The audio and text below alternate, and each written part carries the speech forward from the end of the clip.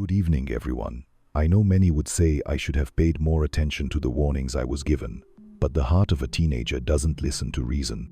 That's why I am sharing my story today so others can understand how far certain choices can take us. My story takes place in Colombia, and for obvious reasons, I prefer to keep my identity hidden. It all started when I was 14. At that time, I met an older man, around 27, who worked as a police officer. I was introduced to him by some acquaintances, and I instantly fell in love.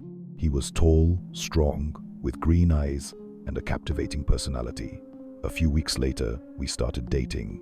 For me, the relationship was serious, though it seemed like it wasn't the same for him. Over time, we started going out frequently. My family, however, didn't approve of the relationship due to the significant age difference and tried, unsuccessfully, to make me see the risks. I believed everyone was wrong. Months passed, and then suddenly, he disappeared without a trace. I searched for him everywhere, but no one knew where he had gone. His disappearance devastated me. I cried endlessly, lost the will to go to school, and lived only out of inertia, feeling completely lost. One day, his cousin came to me and said she needed to talk. She warned me not to get my hopes up about him. Intrigued, I asked why, and that's when I received devastating news. He was already in a serious relationship with another woman. His cousin even showed me a photo of her. In that moment, everything made sense. I was completely destroyed but tried to move on with my life. I finished my studies, moved to the city, and started working while studying something that had always fascinated me: forensic medicine.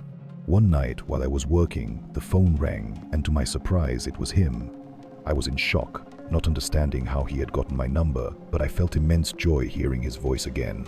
He confessed that he had never stopped thinking about me and that he needed to see me.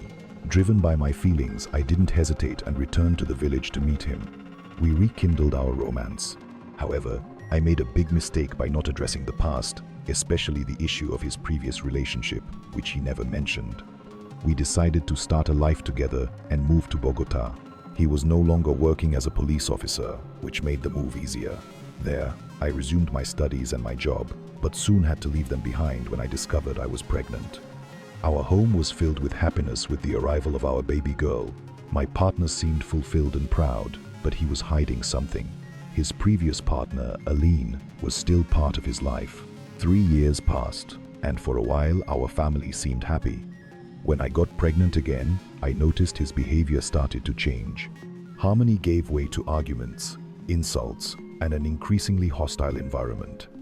He began to distance himself, spending most of his time away from home, appearing only sporadically to visit us. Whenever he arrived, his phone would ring, and he would rush out to answer it.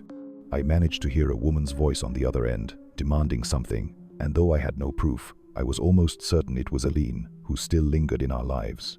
One night, with nothing to feed my daughter, not even milk, I decided to call him.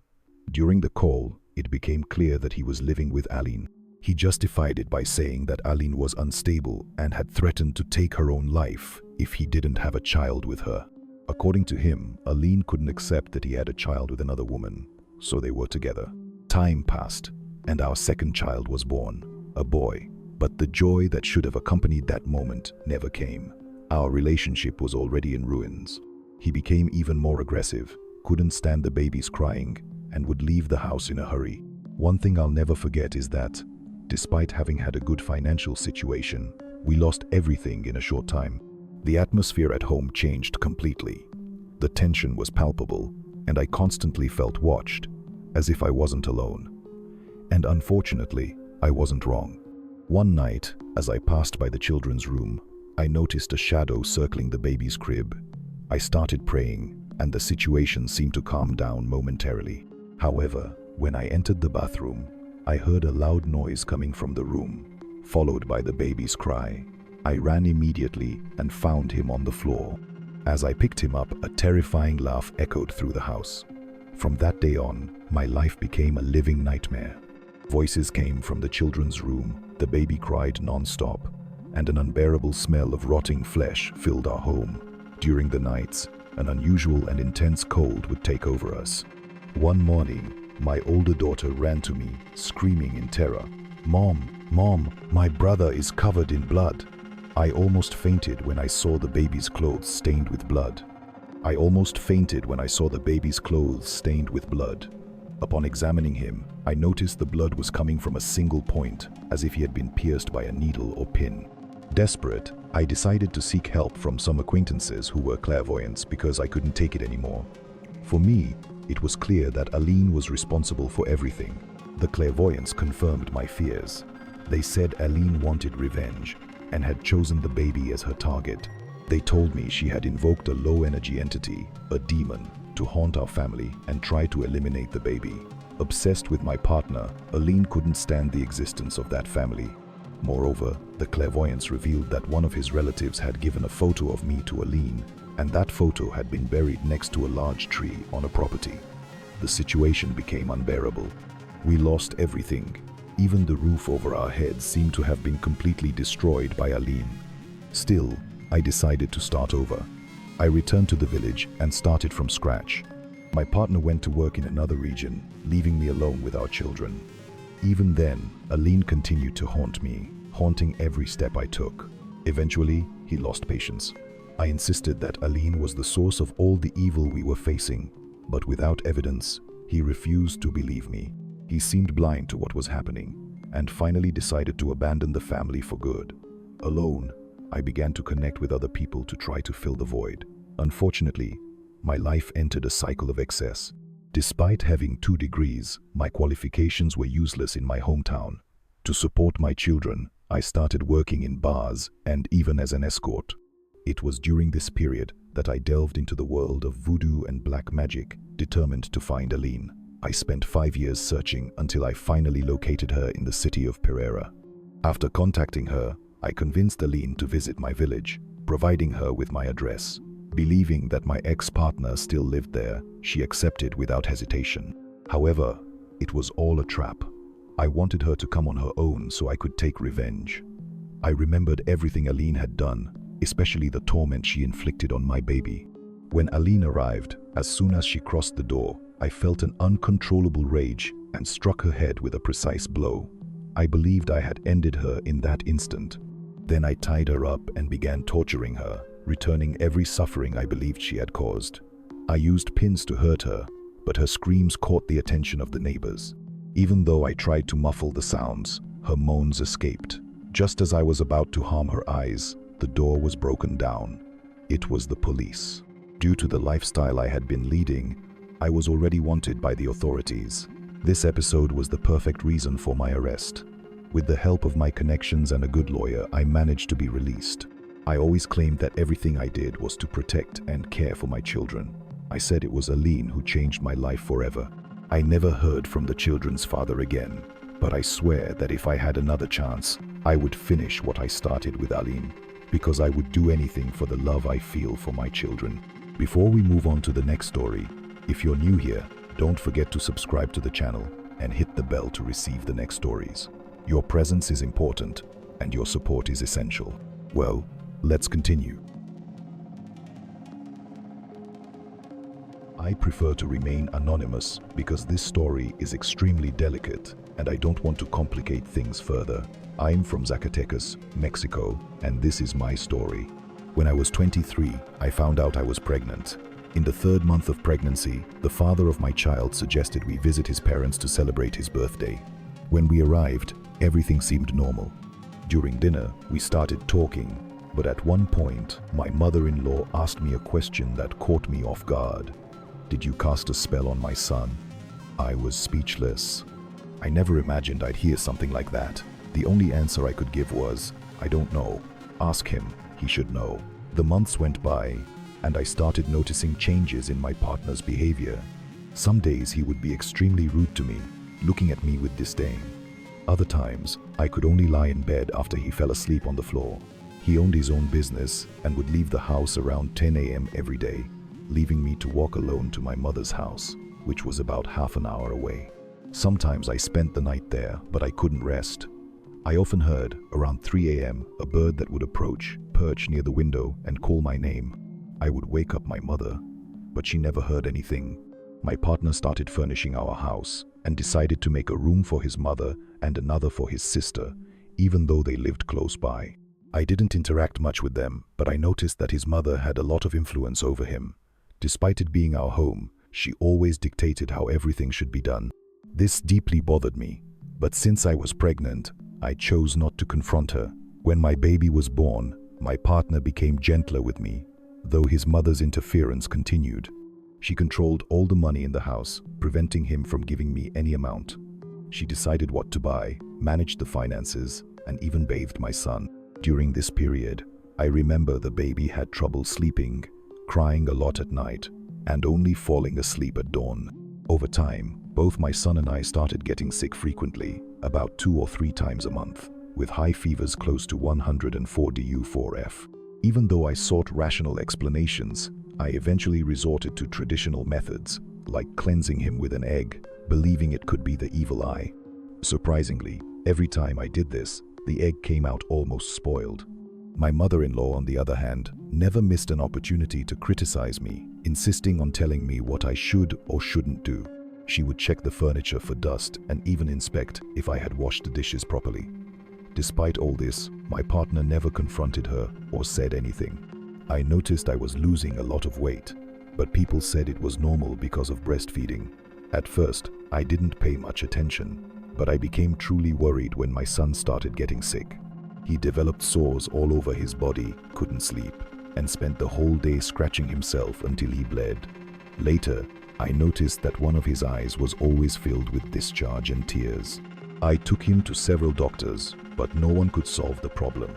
They said that if he didn't improve in a year, a risky surgery would be necessary, for which we would have to take full responsibility.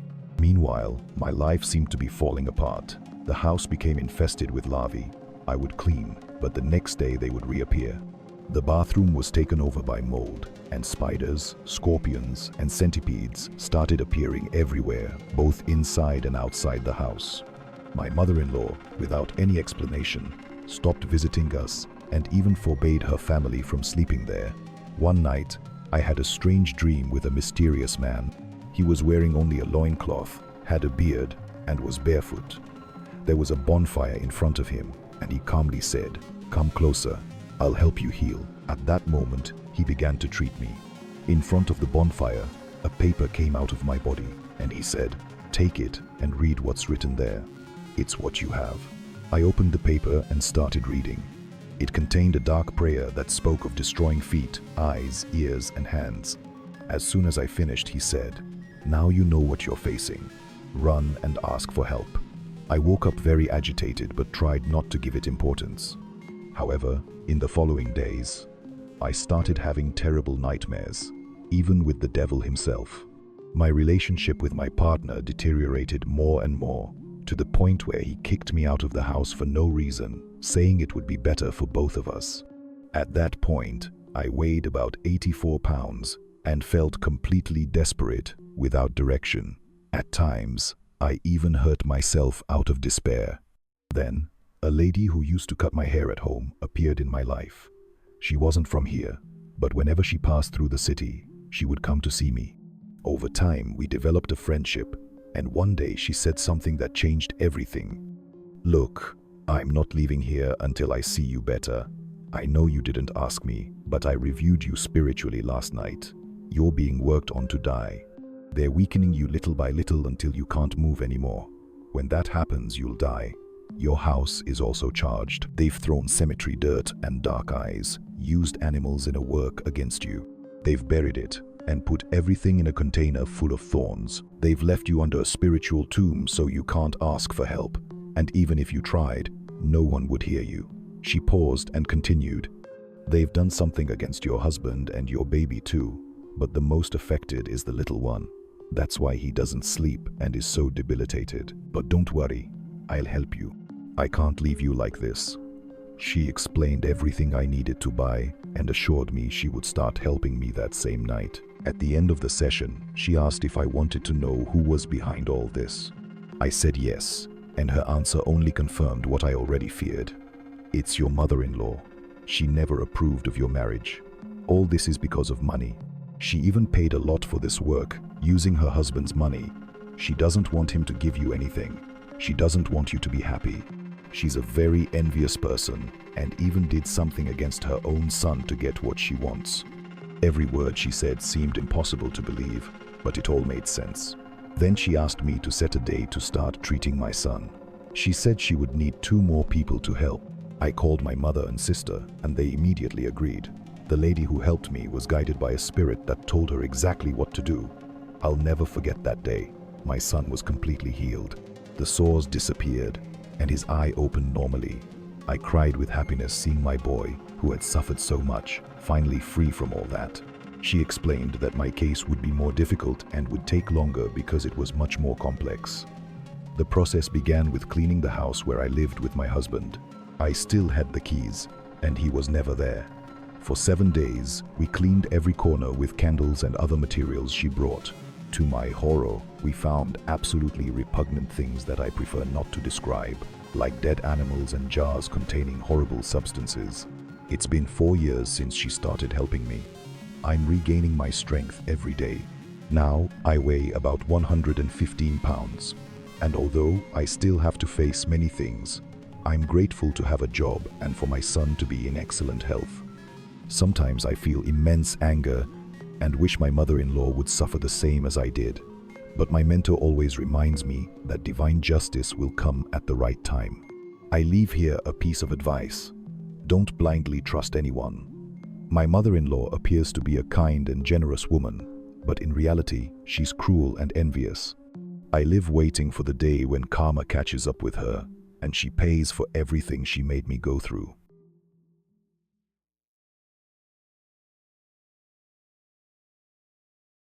When I was 15, I'm now 25. My life changed with the arrival of my younger brother. We lived in a simple house where my grandparents also lived, occupying the ground floor. My parents slept in the room next to mine, always with the newborn baby, while I stayed alone in my own room. One night, my father had to work the entire night and would only return in the morning. My grandparents were in the living room watching television, though I suspected my grandmother had already dozed off. I decided to go to my room to change clothes and get ready to sleep, as I had school the next day. As soon as I entered the room, I locked the metal door, turned off the light, and wrapped myself in the blanket, covering my head. Right after closing my eyes, I started hearing something that sounded like nails or claws slowly sliding across the door. At that moment, I froze, trying to convince myself it was just my imagination. But the sound repeated, that scratching now more prolonged, leaving the room filled with tension. My whole body stiffened as fear grew. What came next was even more terrifying. The sound changed, and I heard the doorknob being touched, as if someone or something was trying to open it very carefully, avoiding any noise. Terror took over me. I couldn't move or organize my thoughts, especially when I realized something had entered the room. I heard light footsteps and felt the mattress sink at the foot of the bed, as if that presence was climbing onto it. With each movement, the blanket was pulled down, revealing my hair and threatening to expose my face. I closed my eyes tightly, fighting the urge to scream or move. I remained still, feeling the weight of that presence on me. I don't know how much time passed, but suddenly everything stopped. The weight disappeared, and I heard the door closing softly. Still in panic, I stayed still for a while until I managed to relax minimally and, exhausted, fell asleep.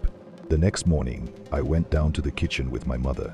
She, still fragile from postpartum, had decided to join me for breakfast. During the conversation, she said something that made my blood run cold. Last night, I heard claws scratching the door. I was speechless, staring at her in shock. Her expression was serious, a mix of concern and hesitation. She told me that while putting my brother in the crib, she clearly heard the sound of claws scratching the door, accompanied by a strange high-pitched noise, almost like a hiss. Despite the impulse to check what it was, she hesitated, thinking about what she would do if she saw something inexplicable. Afraid that it might try to enter and hurt the baby, she decided to put a handful of coarse salt under the pillow, believing in an old custom that wards off negative energies. Hearing what my mother had to say, I let out a nervous laugh and, with my heart racing, confessed that I had also heard those claws scratching the door of my room that same night. I recounted everything that had happened to me, sparing no details. As she absorbed my words, we were both left in complete silence. not knowing what to think or find a logical explanation for what had happened. The only plausible explanation we could come up with was that whatever it was, it could have entered and exited through the roof, as the access stairs were close to our doors. Since then, that night has been etched in my memory as one of the strangest and most terrifying we've experienced. To this day, every the 2nd of November, the Day of the Dead, I remember that event.